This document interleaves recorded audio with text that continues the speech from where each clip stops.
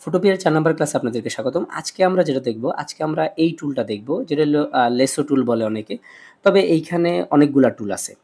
So এইখানে ১ম যে টুলটা আমরা দেখতে পাচ্ছি সেটা হলো রেক্টেঙ্গেল সিলেকশন টুল।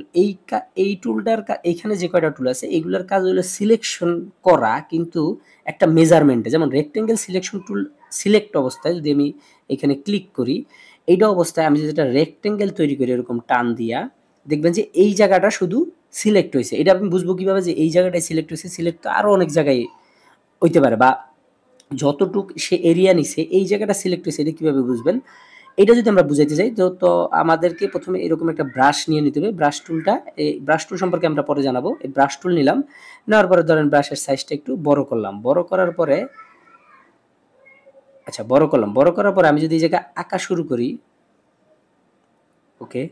আচ্ছা এটার জন্য একটা লেয়ার বানায় নিতে হবে। এটাও আমি পরবর্তীতে বুঝামু। এবং আপনি দেখতে পারতেছেন যে আমার কিন্তু যতটুক সিলেকশন ছিল ওই সিলেকশন বাদে অন্য কোথাও কিন্তু কোনো কালার হয় নাই। সো এই জিনিসটাই হইলো এই রেক্টেঙ্গেল যে সিলেকশন টুলটা, এই সিলেকশন টুলের কাজ।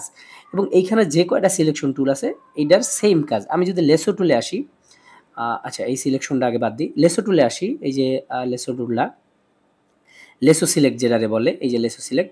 সো লেসো সিলেক্টে আসলে আমাদের কি হবে যে আমি এটারে র্যান্ডমলি মানে আমার মন মতো সিলেক্ট করতে পারবো। ধরেন এই যে এরকম সিলেক্ট করলাম, ঠিক আছে? কিন্তু এইটার এন্ড এবং স্টার্ট এন্ড পয়েন্টটা মিলাই দিতে হবে। এবং এখন যদি আমরা আবার এই সেম কাজটাই করি, একটা লেয়ার বানাই এটার উপরে, লেয়ার বানানোর পরে যদি আমরা ব্রাশ টুল নিই এবং আমরা যদি সিলেক্ট করি এবং দেখবেন যে এতটুকুর ভিতরে শুধু সে কালার নিছে। এখন এই সিলেকশন টুলের কাজটাই হলো এইটা। এখন যদি আমরা অন্য টুলগুলা আমরা দেখি, এখানে অন্য যে কয়টা টুল আছে সবগুলার কাজই সেম। বাট আমরা লাস্টে যে ম্যাগনেটিক লেসো টুল যেটা, এটার একটু কাজ দেখাই। এটার কাজটা হলো কিরকম যে ধরেন এটার কাজটা হলো যে সে ম্যাগনেটিক ভাবে সবকিছু সিলেক্ট করবে। ধরেন এটার কালারটা, এটার যে কালার আছে, এটা যে কালারটা আছে, এই যে ধরেন কালারটা সে ম্যাগনেটিক ভাবে এটা সিলেক্ট করতে থাকে। তবে এইটা সিলেক্ট করতে হলে এরকম এই যে ঘুরতে হয়। একদম লাস্টের এই যে ঘুরলে দেখবেন যে সে সিলেক্ট কইরা নিছে। ঠিক আছে? সো এইভাবে হলো এই টুলটা কাজ করে।